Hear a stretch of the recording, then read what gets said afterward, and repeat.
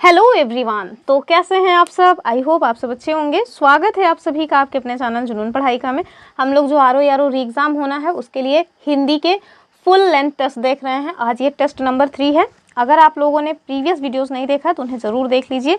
चलिए देखते हैं क्या कुछ खास क्वेश्चंस हैं आज की वीडियो में। और अगर पहली बार आए हैं तो चैनल को सब्सक्राइब जरूर करके रखिए, लाइक शेयर करना तो बिल्कुल ना भूलिए। देखिए पहला क्वेश्चन क्या है, कह रहे हैं कि वर्तनी की दृष्टि से कौन सा शब्द अशुद्ध है। ऑप्शंस देखें, दाई, स्वत्व, प्रारंभ या फिर मेहंदी। तो इसका जो मतलब सही उत्तर है वो क्या हो जाएगा, वो हो जाएगा ऑप्शन ए वाला। ठीक है, ए वाला जो है यही रॉन्ग है। तो चलिए अगला क्वेश्चन देखिए, कह रहे हैं कि अशुद्ध शब्द कौन सा है। ऑप्शंस देखिए, नूपुर, त्याज्य, विरहिणी या फिर वांछनीय। अगर आप इसको ध्यान से देखिए तो पहला वाला इसका भी गलत हो जाएगा। नूपुर, एक सेकेंड, जो नूपुर है वो देखिए रॉन्ग है, क्योंकि ना में अगर आप बड़ा ऊ की मात्रा लगाएंगे तो सही हो जाएगा नूपुर। अगला देखिए, कह रहे हैं कि कक्षा शब्द का शुद्ध उच्चारण क्या है। ये क्वेश्चन आपको ना हो सकता है बहुत ज़्यादा मतलब कि देखने में लग रहा है कि इजी है, पर ये इजी नहीं है। जानते हैं क्यों? क्योंकि अगर आपको ये नहीं पता होगा कि जो छा शब्द है ये किन के संयुक्त अक्षर से मिलकर के बना हुआ है, तब फिर आप इसको नहीं सॉल्व कर पाएंगे। इसके लिए आपको सबसे पहले तो छा का जो है संयुक्त अक्षर क्या है ये पता होना चाहिए। तो का और शा से मिलकर के बनता है। ठीक है, ये है का, और एक सेकेंड, ये जो का है ना ये आधा का है। ठीक है, इसमें हलंत लगा है प्लस शा, इनके संयोग से जो हमारा शा है वो बनता है। तो अगर आप कक्षा का उच्चारण करेंगे तो क्या हो जाएगा, क, आधा का, छ और मतलब कि शा और सा में बड़ा मात्रा कक्षा। ठीक है, तो इसका सही उत्तर क्या हो जाएगा, कक्षा। तो इसका ये वाला जो है ठीक है। नेक्स्ट देखिए अगला क्वेश्चन, एक सेकेंड कुछ ज़्यादा ही बड़ा हो गया।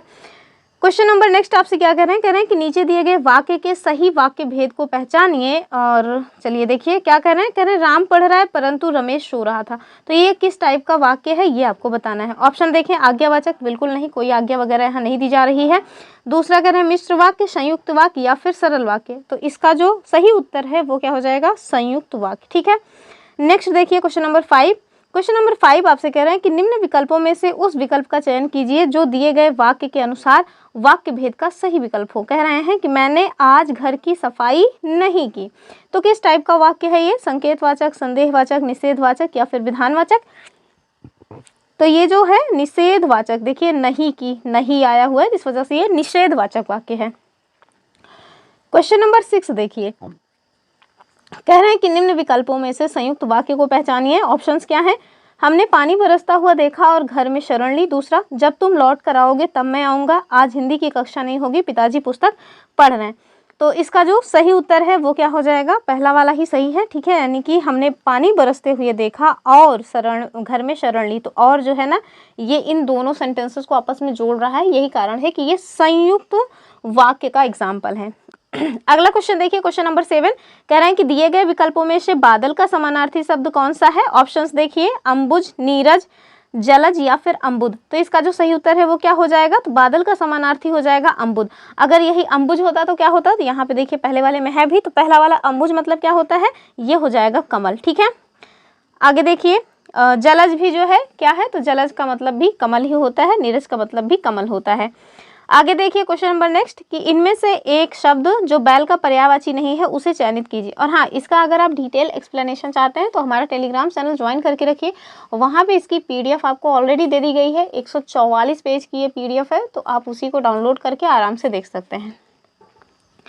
तो कह रहे हैं क्वेश्चन नंबर 8 कि इनमें से एक शब्द बैल का पर्यायवाची नहीं है उसे चयनित कीजिए। और हाँ, अगर आप सोच रहे होंगे केवल एक ही टेस्ट का 144 पेज का है, नहीं, ऐसा नहीं है। टोटल इसमें जितने भी टेस्ट दिए हुए हैं हिंदी के, और साथ में कुछ जीएस के भी टेस्ट हैं जो अभी हमने नहीं सॉल्व कराए हैं, अभी हम हिंदी का ही करा रहे हैं, तो उन सब का मिक्स पीडीएफ है 144 पेज का। ठीक है, तो मतलब कंफ्यूज मत होइएगा कि एक टेस्ट के लिए 144 पेज कौन पढ़ता है, तो उसको पढ़ने की ज़रूरत भी नहीं है। ऑप्शंस देखिए, अश्म, वृषभ, बलिवर्द या फिर गो। हमसे क्या पूछ रहे हैं कि बैल का पर्यायवाची नहीं है, तो गो कहाँ से हो जाएगा, गो तो बैल का जो है विलोम हो जाएगा ना। तो उत्तर क्या हो जाएगा, ऑप्शन डी। कह रहे हैं कि इनमें से कौन सा बैल का पर्यायवाची नहीं है, तो अश्म, वृषभ, बलिवर्द, गो। तो गो मतलब गाय होता है, तो ये इसका स्त्रीलिंग भी हो जाएगा यही। चलिए आगे देखिए क्वेश्चन नंबर 8 के बाद 9 कह रहे हैं कि धन का पर्याय है, कौन सा होगा धन का पर्याय, अंक, गो, गौ, गो। क्वेश्चन नंबर 8 देखिए, कह रहे हैं कि इनमें से एक शब्द जो बैल का पर्यायवाची नहीं है उसे चयनित कीजिए। ऑप्शंस देखिए, अश्म, वृषभ, बलिवर्द या फिर गो। तो आप देखिए जो गो शब्द है वो जो है मतलब कि इसका मतलब भी बैल होता है, वृषभ का मतलब होता ही है, बलिवर्द का मतलब भी होता है, लेकिन अश्म मतलब जो है बैल नहीं होता। ऑप्शन ए सही हो जाएगा। हम लोग इसको गौ से कंफ्यूज कर सकते हैं, तो गौ दूसरा है, ठीक है। जो गौ शब्द है ना उसको गाय को कहते हैं, जबकि गो जो है ये बैल है। आगे देखिए, अगले क्वेश्चन में आपसे कह रहे हैं कि धन का पर्याय आपको बताना है कौन सा है। ऑप्शंस देखें, अंक, अर्थ, कोश या फिर स्वार्थ। तो इसका जो सही उत्तर है वो आपका क्या निकल के आएगा। तो क्वेश्चन नंबर 9 का आप देखिए, जो अर्थ है ना, अर्थ होता है ना, मतलब अर्थ, लोग अर्थ को मतलब यूज करते हैं धन के पर्याय के रूप में। ऑप्शन बी जो है वो ठीक हो जाएगा। अगला देखिए, दिए गए विकल्पों में से कौन सा विकल्प दूध का पर्याय नहीं है। तो नहीं शब्द पे गौर कीजिए। दुग्ध, पेय, गोरस या अमी। अमी नहीं होगा, क्यों? अमी मतलब होता है मतलब कि अमृत, ठीक है। तो इसका उत्तर डी हो जाएगा। अगला देखिए, क्वेश्चन नंबर 11 कह रहे हैं निम्नलिखित में से कौन सा शब्द तरक्की का पर्याय नहीं है। तो हमसे पूछ रहे हैं कौन सा पर्याय नहीं है। ऑप्शन देखें, विकास, वृद्धि, अपकर्ष या उन्नति। तो अपकर्ष जो है ना वो तरक्की का विलोम हो जाएगा, ठीक है।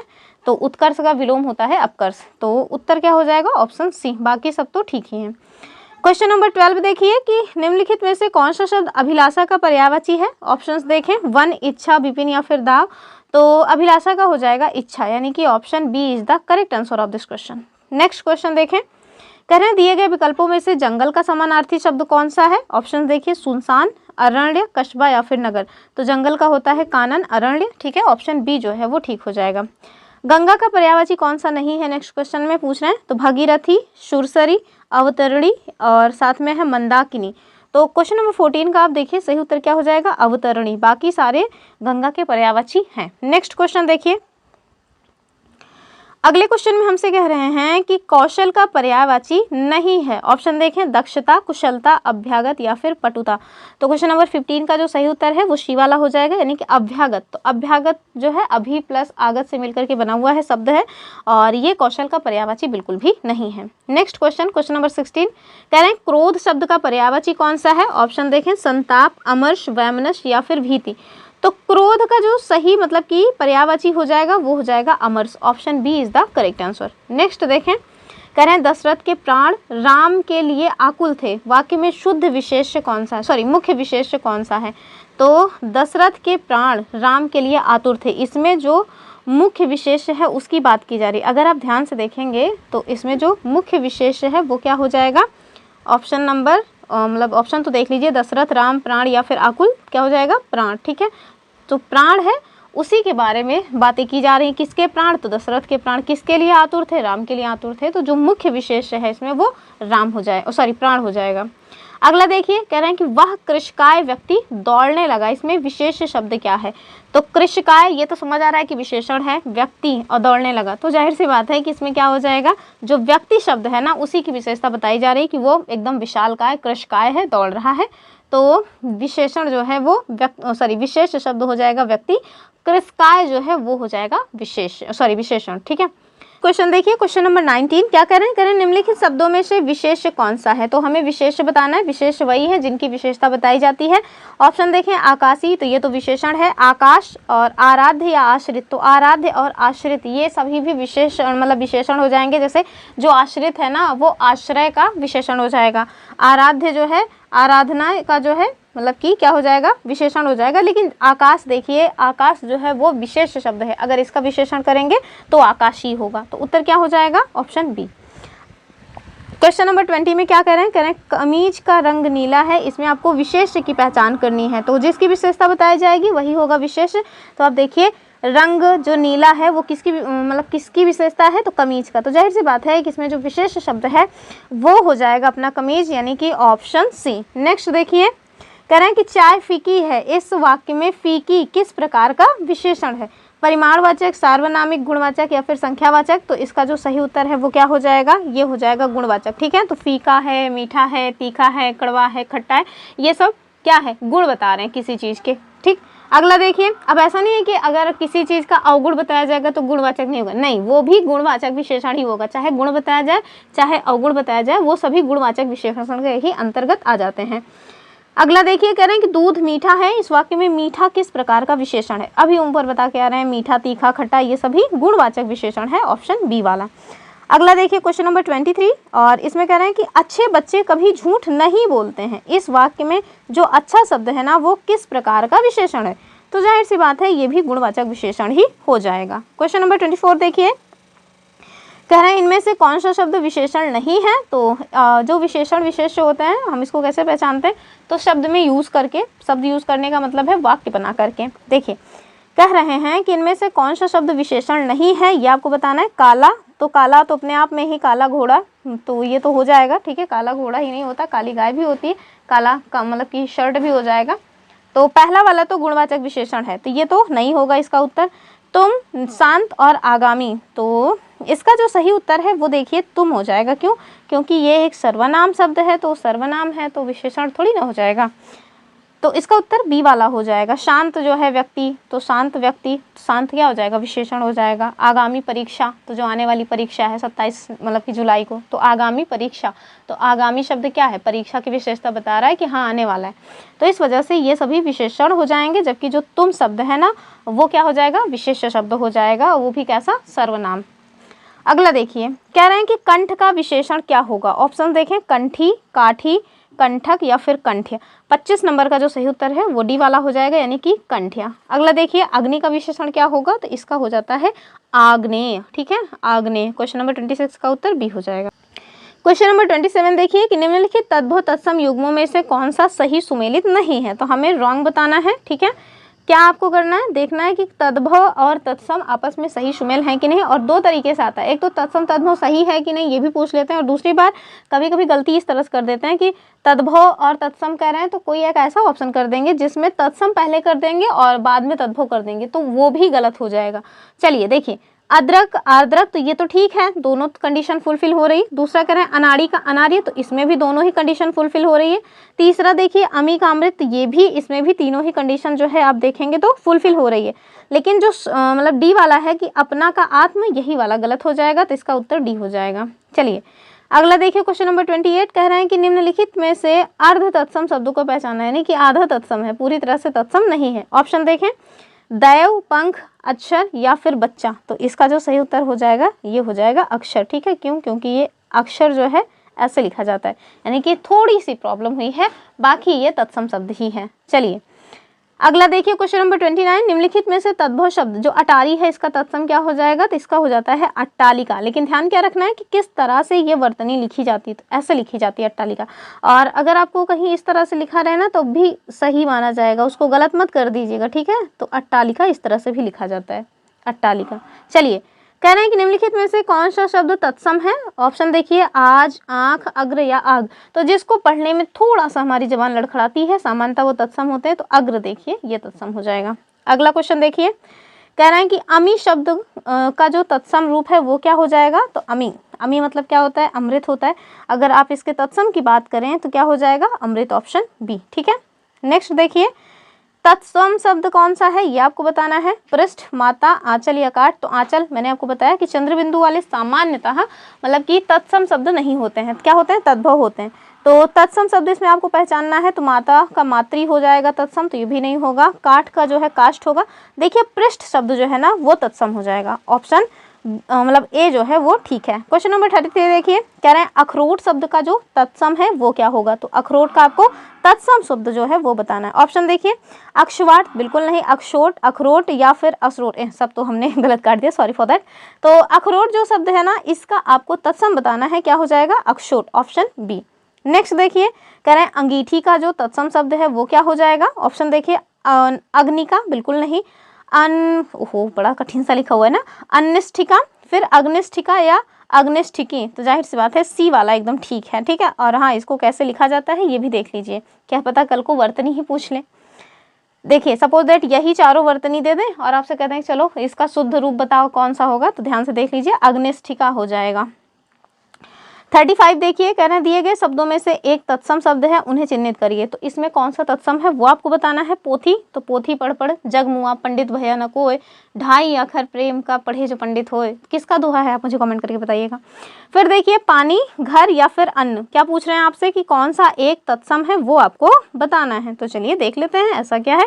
क्या हो जाएगा, अन्न जो शब्द है वो हो जाएगा तत्सम। अगला देखिए अगहन, तो अगहन जो है महीना होता है हमारा जो हिंदू कैलेंडर है उसमें। तो अगहन का तत्सम रूप कौन सा हो जाएगा। ऑप्शन देखिए अग्रहायण, अगहण या आग्रहण या फिर अग्रासन। इन सब का ना वर्तनी ध्यान से देखते चलिएगा। तो क्वेश्चन नंबर 36 का क्या हो जाएगा, अग्रहायण। ठीक है, ऑप्शन ए। अगला देखिए, कह रहे हैं मन को हरने वाला। ठीक है, मन से हारने वाला नहीं, मन को हर लेने वाला, अर्थात जो लोगों को मतलब कि मन को मोहित कर ले उस टाइप के लिए पूछ रहे हैं। तो अनेक शब्दों के लिए एक शब्द का ये क्वेश्चन है। क्या कह रहे हैं कि मन को हरने वाला के लिए सर्वाधिक उपयोग शब्द कौन सा होगा। मदमस्त, मदमयी, अगमय या फिर मनोहर। तो क्या हो जाएगा क्वेश्चन नंबर 37 का जो मनोहर शब्द है ना वो हो जाएगा ऑप्शन सी। तो मन को हरने वाले को हम क्या कहेंगे, मनोहर। अगला क्वेश्चन देखिए, कह रहे हैं कि जो कहा न जा सके, इस वाक्यांश के लिए एक सही शब्द क्या हो जाएगा। तो कह रहे हैं कि अविश्वसनीय, तो नहीं, जिस पे विश्वास न किया जा सके वो होगा। अकरणीय, तो जो करने योग्य ना हो वो होगा। रहस्य, तो रहस्य की बात आप समझ ही रहे होंगे।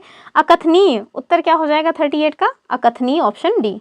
अगला देखिए, कह रहे हैं सबसे पहले गिना जाने वाला इनमें से उपयुक्त शब्द कौन सा होगा। तो गाँव में कहते हैं आगे के पात, तो वही आगे के पात का मतलब एक शब्द में क्या हो जाएगा, अग्रहरी, अग्रगणक, अग्रगामी या फिर अग्रगण्य। तो इसका जो सही उत्तर है वो डी वाला हो जाएगा, अग्रगण्य। ठीक है, अगला देखिए, कह रहे हैं जहां जाना संभव ना हो, इस वाक्यांश के लिए सही शब्द कौन सा होगा। ऑप्शंस देखिए अगम, सुगम्य, आयत्र या फिर अजय। तो जहां जाना ही संभव ना हो उसके लिए क्या हो जाएगा, अगम हो जाएगा। ठीक है, ऑप्शन ए वाला।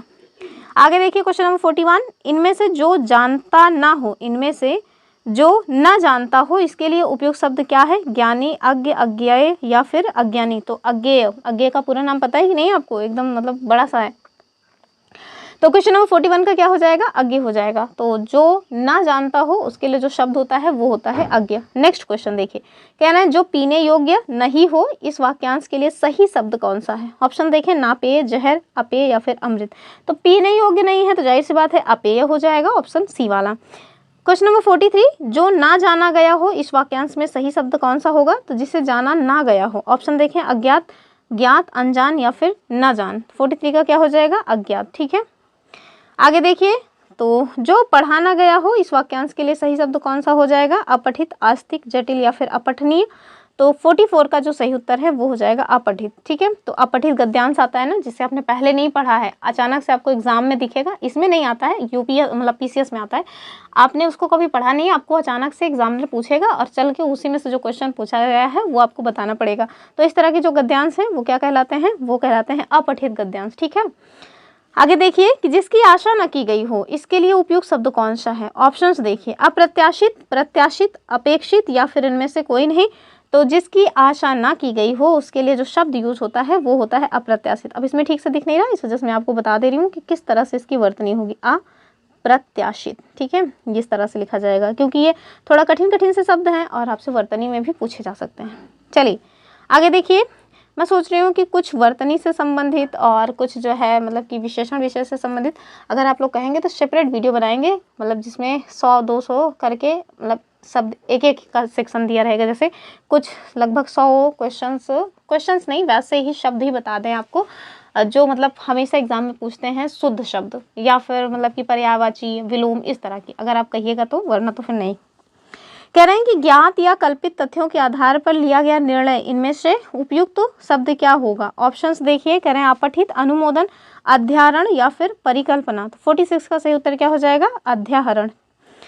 तो ज्ञात या कल्पित तथ्यों के आधार पर जो निर्णय लिया जाता है उसे हम क्या कहते हैं, अध्याहरण कहते हैं। फिर आगे देखिए क्वेश्चन नंबर 47 कि इनमें से एक वाक्य शुद्ध है वो कौन सा है। ऑप्शन देखिए मेरा प्राण संकट में है। पहली बात तो जो प्राण शब्द है ना वो बहुवचन में होता है, तो उसके लिए मेरा शब्द नहीं यूज होगा, क्या होगा, मेरे प्राण संकट में। ठीक है, तो मेरे प्राण संकट में है, तो ये वाला तो रॉन्ग हो गया। कह रहे हैं कि सोमवार को रेलवे के कई कर्मचारी गिरफ्तार हुए हैं। अच्छा, कह रहे हैं अपराधी को मृत्युदंड की सजा दी गई। जब दंड ऑलरेडी लिखा है तो सजा क्यों लिखा जाएगा, तो ये तो जबरदस्ती वाला शब्द जोड़ दिया गया, तो ये भी रॉन्ग हो गया। फिर कह रहे हैं कि महादेवी वर्मा छायावाद की प्रसिद्ध कवित्री हैं। तो इसका जो सही उत्तर है 47 का क्या हो जाएगा? शुद्ध शब्द यही है कि महादेवी वर्मा छायावाद की प्रसिद्ध कवित्री हैं। सोमवार को रेलवे के कई कर्मचारी गिरफ्तार हुए। ये वाला भी देखिए कहीं ना कहीं ठीक लग रहा है, लेकिन जो सही है वो यही डी वाला ही बताया गया है। वैसे अगर ये वाला इस मतलब जो स्टेटमेंट है या सेंटेंस है वो बहुत ज़्यादा सही तब माना जाता जब लिखा होता कि महादेवी वर्मा छायावाद की प्रसिद्ध कवित्री थी, पर फिलहाल के लिए इसका उत्तर यही माना गया है। चलिए क्वेश्चन नंबर नेक्स्ट देखिए, कह रहे हैं कि इनमें से कौन सा वाक्य शुद्ध है? तो वाक्य शुद्धिकरण का अगला क्वेश्चन है ये। कह रहे हैं कि लता ने 2 चिट्ठियाँ लिखी, ठीक है, लता ने 2 चिट्ठी लिखी, शुद्ध बताना है। लता ने 2 चिट्ठी लिखी और लता 2 चिट्ठी लिखी। तो लता ने, वैसे तो देखिए 2 है तो जाहिर सी बात है चिट्ठी तो नहीं लिखा जाएगा, तो इस आधार पे अगर आप करिएगा तो इसका उत्तर पहला वाला ही निकल के आएगा कि लता ने 2 चिट्ठियाँ लिखी। ऑप्शन ए जो है वो ठीक है। अब 1 से अगर अधिक हो गया तो जाहिर सी बात है कि सिंगुलर जो शब्द है वो नहीं यूज होगा। क्वेश्चन नंबर 49 कह रहे हैं इनमें से शुद्ध वाक्य का चयन कीजिए। तो भारत में अनेक बोलियां हैं, तो ये वाला तो रॉन्ग हो गया। भारत में अनेकों बोलियां हैं तो ये भी खराब हो जाएगा। क्यों? क्योंकि अनेक शब्द जो है ना वो अपने आप में प्लूरल होता है, तो उसको अनेकों लिखने की जरूरत नहीं है। फिर कह रहे हैं भारत में अनेक बोलियां हैं, तो यही वाला शुद्ध हो जाएगा, और भारत में अनेकों बोली हैं ये तो गलत है। ऑप्शन सी जो है वो ठीक हो जाएगा। और ये मतलब अनेक वाला जो शब्द है ना, मतलब हर साल पूछते हैं, जाहिर सी बात है क्या और ऐसा पूछ लेंगे, कुछ तो ऐसा ही लाएंगे ना जो हमेशा पूछा जाता है। इसी वजह से प्रीवियस ईयर क्वेश्चंस करना बहुत इंपॉर्टेंट होता है। और हमने 2023 में जो 11 फरवरी को एग्जाम हुआ था ना, उसका पूरा पेपर सॉल्व करा दिया है, इंक्लूडिंग रीजनिंग एंड मैथ्स, ठीक है। तो आप सब का सब जरूर देख लीजिए। आज ही हमने रीजनिंग का जो दूसरा पार्ट था वो अपलोड किया है, अगर आपने नहीं देखा तो उसको जरूर देख लीजिए। उसमें हमने बोर्ड पे पूरा सब कुछ अच्छे से सॉल्व कराया हुआ है, ठीक है। तो जो लोग बहुत ज़्यादा शौक में रहते हैं ना कि फेस रिवील किया जाए, तो वो लोग रीजनिंग की जो वीडियोस हैं उन्हें देख सकते हैं, उसमें हम बोर्ड पे ही सारी चीज़ें सॉल्व कराते हैं। खैर चलिए अगला क्वेश्चन देखिए। कह रहे हैं निम्नलिखित वाक्यों में से अशुद्ध वाक्य का चयन कीजिए। ऑप्शंस क्या हैं? लड़की दौड़ती है, शहर अच्छा है, बादशाह खांसती है और होटल ठीक है। हमसे अशुद्ध वाक्य जो है चुनने को कह रहा है। साफ साफ जो है सी वाला आपको गलत दिख रहा है। क्यों? क्योंकि बादशाह खांसती है, बादशाह मतलब कि मास्कुलिन है, तो खांसती शब्द थोड़ी आएगा, खांसता हो जाएगा, ठीक है। नेक्स्ट देखिए क्वेश्चन नंबर 51 कह रहे हैं कि निम्नलिखित में से कौन सा शब्द उत्कर्ष का विलोम है? तो उत्कर्ष का भी हमने बताया था कि अपकर्ष हो जाएगा, ठीक है। कहाँ पे है अपकर्ष? 51 का ए, अपकर्ष। अगला देखिए, कह रहे हैं कि दिए गए विकल्पों में से अवनी का विरुद्धार्थी, तो ऐसे ऐसे शब्द पूछ लेते हैं। विरुद्धार्थी मतलब हुआ बाबू विलोम, ठीक है, विलोम पूछ रहे हैं आपसे कि दिए गए विकल्पों में से अवनी का विलोम क्या हो जाएगा। तो अवनी का अगर आपको पता है कि मतलब अवनी मतलब होता है धरती, तो फिर कर ले जाएंगे। तो 52 का जो सही उत्तर है वो क्या हो जाएगा? अंबर यानी कि आकाश, ठीक है। तो अवनी मतलब होता है पृथ्वी, तो इसका विरुद्धार्थी अर्थात विलोम क्या हो जाएगा? अंबर यानी आकाश, ठीक है। अग्नि, चक्षु, अमन ये सब नहीं होंगे। देखिए क्वेश्चन नंबर 53 कह रहे हैं प्रकाश का विलोम क्या हो जाएगा? तो अंधेरा, अंधियारा, तम या फिर अंधकार। तो 53 का जो सही उत्तर है वो हो जाएगा अंधकार, ठीक है। अगला देखिए, कह रहे हैं सहचर्य का विलोम क्या होगा? वैमनस्य, असहयोग, अलगाव या फिर विनियोग। तो सहचर का हो जाता है ऑप्शन ए वाला, यानी कि एक सेकंड विलोम पूछना, सॉरी। तो सहचर्य का जो विलोम है ना वो हो जाएगा अलगाव, यानी ऑप्शन डी, ठीक है, विलोम हो जाएगा अलगाव। अगला देखिए, कह रहे हैं स्पृश्य का विलोम क्या होगा? स्पृश्य, ऑप्शंस देखिए क्वेश्चन नंबर 55 में, स्पृश्य, अस्पृश्य, अस्पृश्य या फिर अस्पृश्य। अब इसमें देखिए सबसे ज्यादा महत्वपूर्ण क्या हो जाएगा कि स्पृश्य का विलोम आपको पता है वो तो दूसरा मैटर है, क्या आपको उसकी सही वर्तनी पता है कि नहीं? अगर वर्तनी नहीं पता है तो ये क्वेश्चन नहीं कर पाइएगा। तो क्वेश्चन नंबर 55 का जो सही उत्तर है वो हो जाएगा डी वाला, अर्थात अस्पृश्य। तो इस तरह से लिखा जाता है।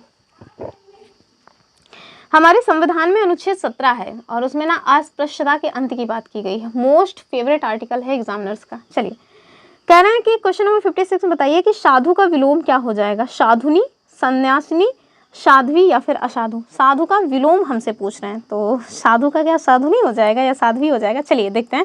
क्वेश्चन नंबर 56 का जो सही उत्तर है वो हो जाएगा असाधु, ठीक है। तो साधु का क्या हो जाएगा? असाधु। और साध्वी मत करने लगिएगा क्योंकि ये इसका फेमिनिन हो जाएगा, यानी कि स्त्रीलिंग। आगे देखिए, सहोदर का विलोम क्या होगा? तो सहोदर मतलब आपको पता है कि नहीं? पता होना चाहिए, नहीं पता है तो पता कीजिए। चलिए, कह रहे हैं कि परोदर बिल्कुल नहीं, अधर बिल्कुल नहीं, कुधर नहीं, अन्योदर हो जाएगा। तो सहोदर मतलब होता है कि एक ही माँ के गर्भ से उत्पन्न जो आपस में बच्चे होते हैं ना, तो वो आपस में क्या होते हैं, सहोदर। और एक मतलब पापा एक ही हैं, एक की मम्मी दूसरी हैं, दूसरे की मम्मी अलग हैं, तो फिर वो क्या हो जाएंगे, अन्योदर, मतलब हाफ ब्रदर या हाफ सिस्टर जो कहलाते हैं। अपने यहाँ कहाँ होता है ये सब, ये सब तो चाइनीज़ ड्रामों में खूब देखने को मिलता है। Half sister, half brother, step mother, step father, मतलब कुछ भी देखने को वहाँ मिल जाता है। खैर चलिए आगे देखिए, कह रहे हैं कि संतोष महाधन है। और रेखांकित शब्द का सटीक जो है वो विलोम बताना है। तो ध्यान से, हाँ, जो संतोष शब्द है ना, वो संतोष किसी व्यक्ति का नाम नहीं दिया गया है। संतोष जो धैर्य होता है इसके रूप में इसे यहाँ पे यूज़ किया गया है। तो जो संतोष है यानी कि जो लोग धैर्य रखते हैं ना, वो सबसे ज़्यादा महाधनी है। इस टाइप का ये सेंटेंस है कुल मिलाकर। तो क्या कह रहे हैं, संतोष महाधन है, इसका विलोम क्या होगा, तो संतोष का विलोम आपको बताना है। असंतोष, असहयोग, अस्वीकार या फिर असार, तो जाहिर सी बात है असंतोष हो जाएगा, ऑप्शन ए वाला। नेक्स्ट, और ये सेकेंड लास्ट क्वेश्चन है कि लौकिक जगत की माया में सभी फंसे हुए हैं, रेखांकित शब्द का सटीक विलोम आपको बताना है। तो लौकिक शब्द का क्या हो जाएगा, जाहिर सी बात है अलौकिक हो जाएगा, ऑप्शन ए वाला। लास्ट क्वेश्चन देखिए कि यश का विलोम क्या हो जाएगा, हानि, अपमान, अपयश या फिर दुर्भाग्य, तो जाहिर सी बात है अपयश हो जाएगा। ठीक है, तो हाँ, यश का क्या हो जाएगा, अपयश। अब आपको ये जो PDF है वहाँ पे जा कर के ये देख लीजिए, डिटेल्ड में एक्सप्लेनेशन दिया हुआ है। जैसे दाई वर्तनी की दृष्टि से अशुद्ध है, इसका जो है क्या हो जाएगा, दाई। ठीक है, तो इस तरह से लिखा जाएगा। तो इसको आप यहाँ पे जा कर के देख सकते हैं। यहाँ पे देखिए नूपुर क्यों गलत था, तो हमने आपको बताया इस वजह से गलत था क्योंकि ना में बड़ा ऊ की मात्रा लगती।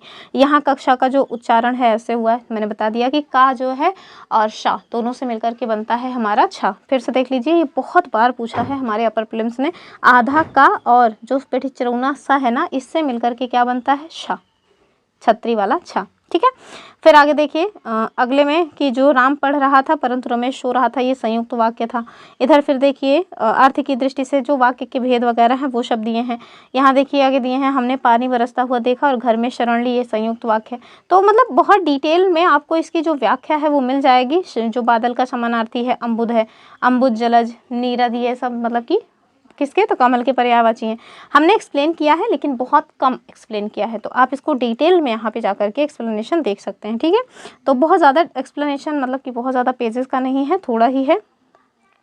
तो यहाँ पे आप देख सकते हैं, जैसे ये वाक्यांश के लिए एक शब्द। अब क्या होता है ना, एक्सप्लेनेशन में जो हम लोग देख लेते हैं उससे थोड़ा हमारे पास एक्स्ट्रा पॉइंट्स हो जाते हैं। जैसे वहाँ पे जो था वो तो था ही, यहाँ पे देख लीजिए, जो कहा ना जा सके अकथनीय हो जाएगा, जिस पर विश्वास ना किया जा सके अविश्वसनीय हो जाएगा, जिसका अंत ना हो अनंत हो जाएगा, दूसरे के मन की बात को जानने वाला अंतर्यामी कहलाता है। ठीक है, और यहाँ पे ये देख लीजिए, जो सबसे पहले गिना जाता है उसे अग्रगण्य कहते हैं, जो पहले जन्मा हो अग्रज है, सबसे आगे रहने वाला अग्रणी है, और ऊपर कहा हुए के लिए हम क्या कहते हैं, उपर्युक्त। हम लोग कहते हैं ना उपर्युक्त, तो जो कथन है उसकी व्याख्या कीजिए।